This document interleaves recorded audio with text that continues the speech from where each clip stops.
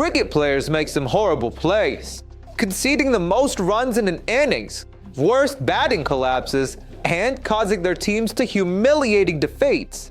But those still aren't the top 20 worst plays in cricket history. And first up, we have Tuffey, who bowled one of the longest overs in cricket history. It was the very first over the match. Captain Stephen Fleming handed Tuffey the ball, hoping for a steady start. But Tuffey bowled as if he had never held a cricket ball before. On strike. And Gilchrist on the move straight away. A little nervous. Another no ball there from Tuffey, so straight away it's... Wait there, no. And this is a horror start for Tuffey. 3 times he's overstepped. Maybe this time. No ball again. Well, I've never seen 4 in a row to start a match. With only 1 scoring stroke. And another one. On your accuracy. And another wide there. He's clearly worried about his front foot. That's what you've got to do when you're the skipper. Well, that should be over. That 6th delivery is gone. Another good stroke. Jennings changed the field, slip out, short cover in. That'll be wide. It's not a pleasant feeling. Get that radar right. There we go. And a big cheer, as you'd expect. That's better. That'll give him a lot of confidence. In a few wides and no balls. And another one. Dear oh dear.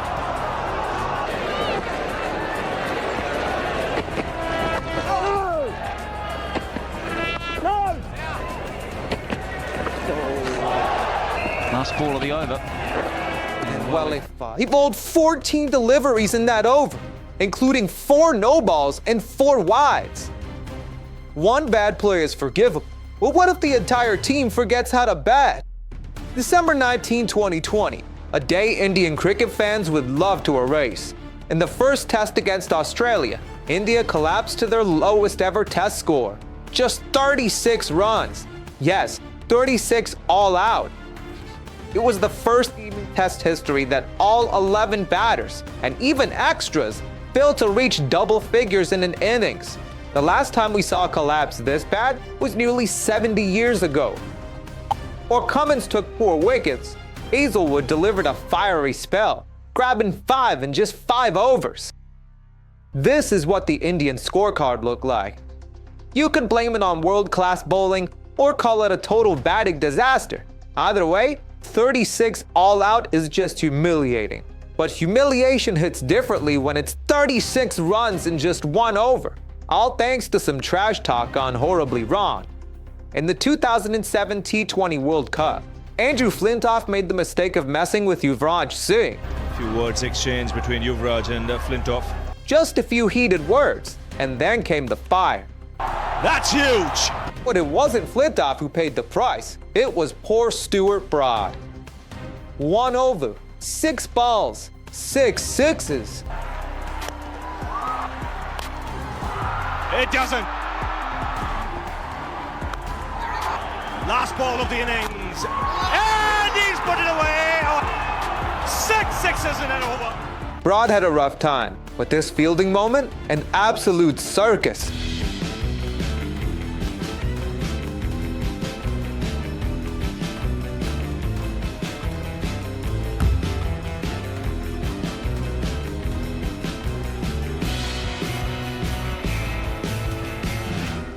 Grounded outside the rope and still tapped the ball back. Yeah, one of those moments. But that's nothing compared to what New Zealand did.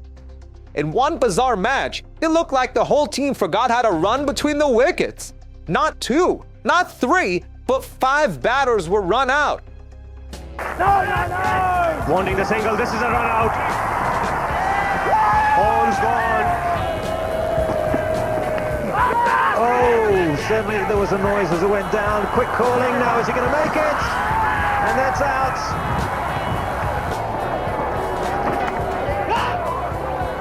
Oh, another mix-up here, another run out. Nash is gone. Yes, he's a one-day specialist. again, another run out here. What's happening? He's gone. That's the fourth run out of the innings. Didn't really go according to plans, and he has another run out. So ask for the TV umpire, could easily be the fifth run out of the innings. Oh, he's gone. It's been a shocking game, this. Very entertaining. The dismissals were so careless that some fans even started questioning whether the match was fixed. That's how bad it looked. In total, there were 8 runouts in the match, 5 from New Zealand and 3 from India.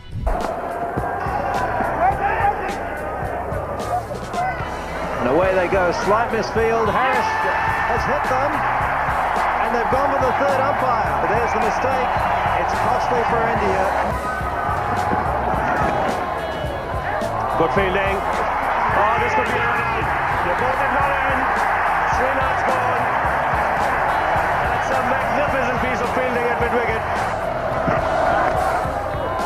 He runs for the single. And that's going to be close. I think Parore has done it here for New Zealand. A direct hit. Out by almost a yard. That is great work by With all 8 runouts, just look at the record books. That's the most runouts in a single match in cricket history. But at number 15, a player got emotional while talking about the biggest mistake of his cricketing career. I was pretty depressed. I was flat. I was low. Moment that became the lowest point of his life. Glenn Maxwell completely misjudged the delivery, and the clip went viral. Everyone was making fun of him. So Maxwell to... Oh my goodness gracious me! What has happened there? All jokes aside, of course he was stunned, and even the commentators were speechless. But behind the laughter, the incident took a toll on his mental health. People were asking me if I was match fixing, if I was doing all sorts of stuff, and I told the story a few times to people, and they laughed, and it took me a while to find it funny and just move on. I think you guys put up a cricket video of like the worst leaves in history of cricket. Allegations of match fixing and relentless trolling deeply affected him. But at least he didn't forget he was playing cricket, unlike Curtly Ambrose, who had one of the most baffling brain malfunctions ever seen on a cricket field.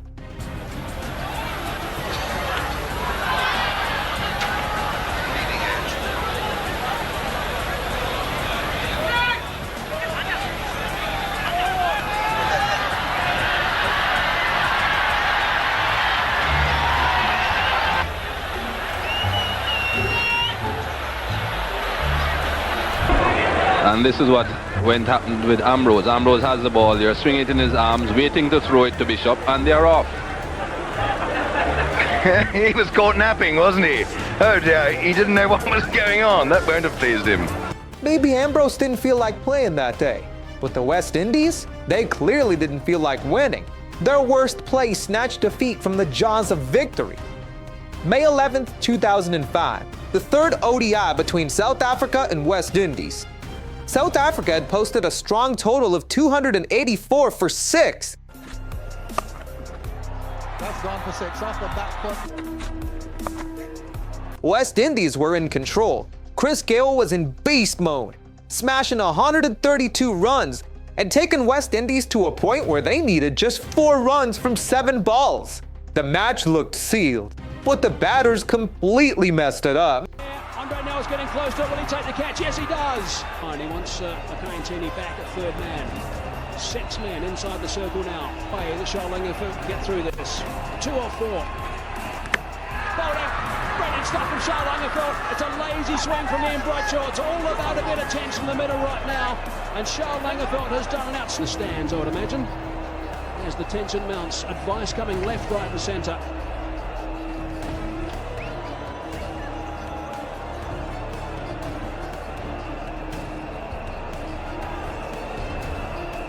Langerfeld again.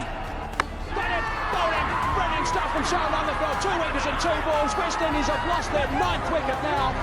Cow disappears back to the change room. Remember, it's all about the West Indies staying alive in this series and South Africa winning the series if they get up in this game.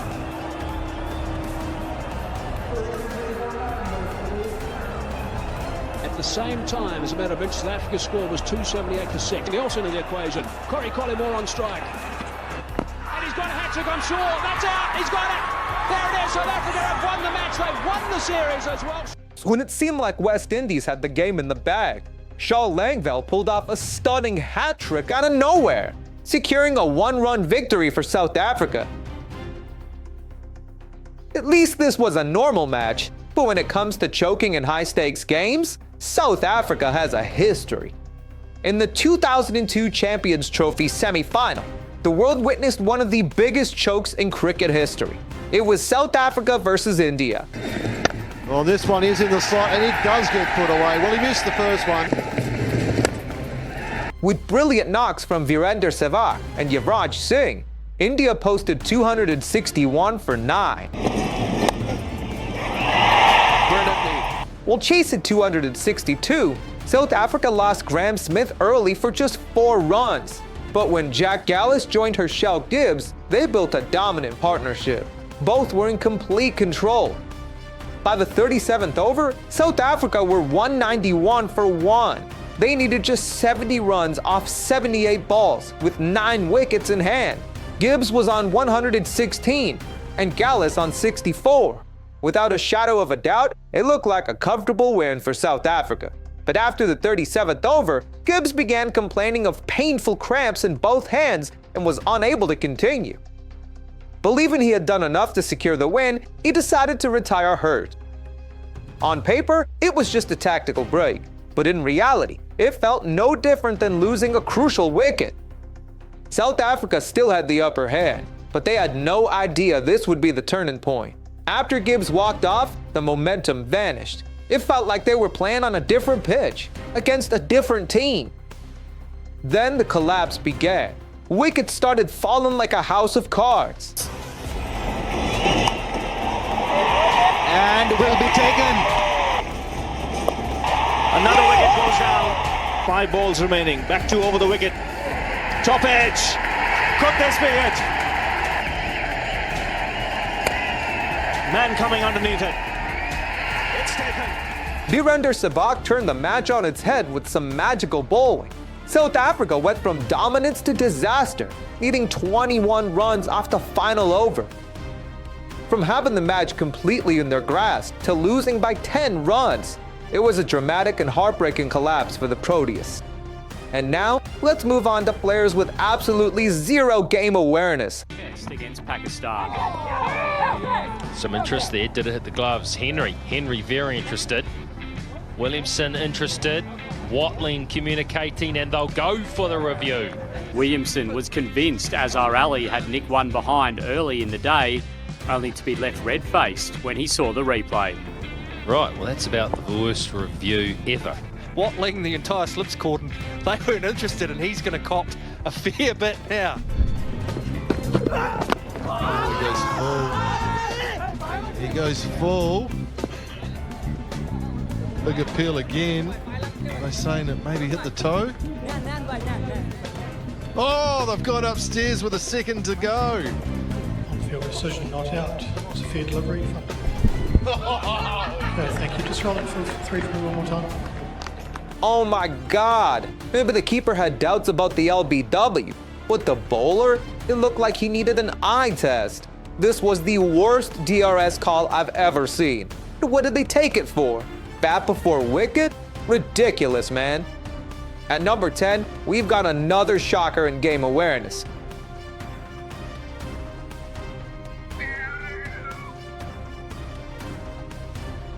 One player's worst performance ended his career, and it happened during one of the greatest matches in cricket history, the 438 game, a clash between 2 of the best teams in cricket. Everyone expected power-packed performances, but no one could have predicted how badly it would go for Mick Lewis. The highest team total in one-day international cricket's the first time. Batting first, Australia posted a gigantic 434 for 4, a world record at the time. But unbelievably, South Africa chased it down. It's a good shot. Tiring all the while. That's in the air, and there's a fieldsman down. Australia failed to defend their total, and a big reason was Mick Lewis. He got absolutely smashed. Playing just his 7th ODI, Lewis conceded 113 runs in his 10 overs without taking a single wicket. And yes, he bowled all 10 overs. That day, Lewis collapsed under pressure, and after that match, he never played international cricket again. That was terrible, but number 8 is a whole different kind of mess. Where poor fielding coordination turned a routine boundary into an opportunity for the batters to run 5 complete runs. Oh, I think Shoaib Malik has flicked that back. Now then. Somebody should have gone with Shoaib Malik there, because they've run 5. It was a stunning effort by Shoaib Malik. It was a total communication breakdown between the Pakistani fielders. The batters ran 5, and that too without a single overthrow. Next clip, and this one's a head scratcher. Hamilton Masakadza had one job: throw the ball. But what did he do? Took off running like he was trying out for the Olympics. Oh, total mix up. Total mix up there. Why didn't he throw the ball? And he's made it. Oh, Hamilton, what are you doing? And just when you thought it couldn't get dumber, a rare hit wicket dismissal. At the third attempt. Oh, he's hit the stumps over. Well, he's gone to play the ball down the leg side and he's slipped and knocked these stumps. One day cricket produces all of this sort of stuff. Tried to leg glance, he slipped on his front foot and the back foot. Well, at least he managed a few runs, which is more than we could say for Surya Kumar Yadav, aka Sky. Though this guy definitely had a limit. In 2023, he set an embarrassing record, becoming the first Indian player to register 3 consecutive Golden Ducks.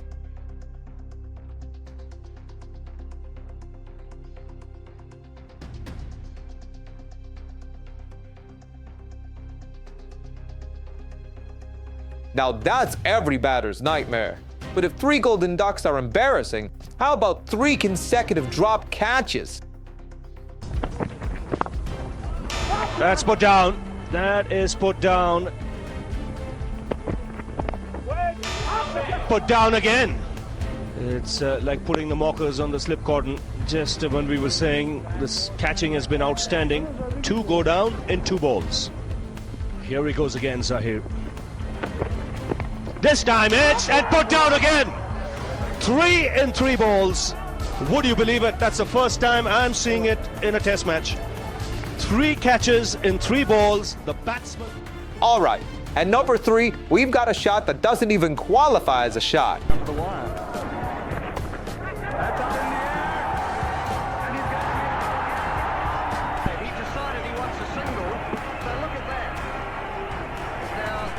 Even tailenders have better technique than that. But the next player's performance was so bad, even the ICC had to get involved. I'm sure we've all seen Kamran Akmal. He's known for moments like this. Oh, why didn't he go for it? Or even this. And they've left it. There's the outside. Worst play came in the 2010 second test against Australia.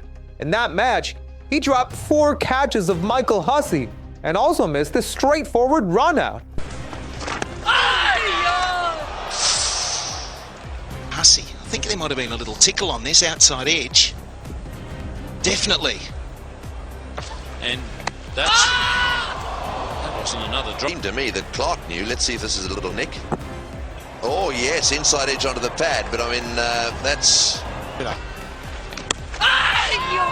Oh, he dropped another one, I reckon. The thing is, you see the drop and all your mates around the wicket. He hit the ground, but also hit it.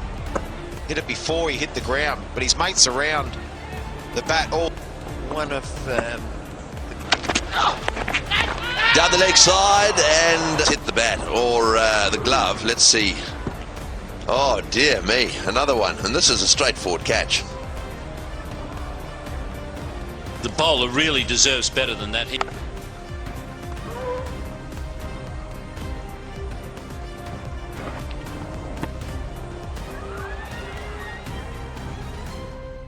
Hussey made the most of those lifelines, going on to score a brilliant 134. and take Australia from a losing position to a match-winning one. Akmal's performance was so poor that the ICC started suspecting match fixing. Even the Pakistan Cricket Board raised allegations, claiming that bookmakers might have been involved in the entire series. And now, here's one from the IPL, so bad that the player never bowled in the league again. It was the 2012 IPL, RCB versus CSK. Batting first, RCB posted a huge total, 205 for 8 in 20 overs. Chasing that, CSK reached a point where they needed 43 runs off 12 balls. The match looked all but won by RCB. But then, RCB's captain Daniel Vettori gave the 19th over to Virat Kohli. And at the crease was Albie Morkel. What happened next was absolute carnage. Albie Morkel unleashed fury on Virat Kohli. First ball, crunched for 4. Second, a flat 6. Third, another boundary. Kohli looked completely helpless, and there was nothing he could do. Fourth ball, another 6.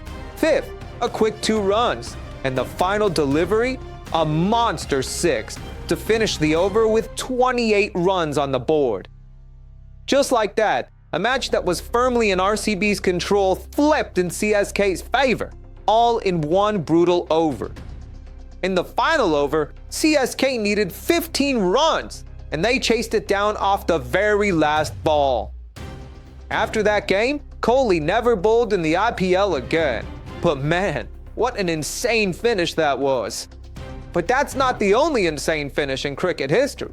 There are even crazier finishes, impossible chases, last ball thrillers, and unforgettable super overs.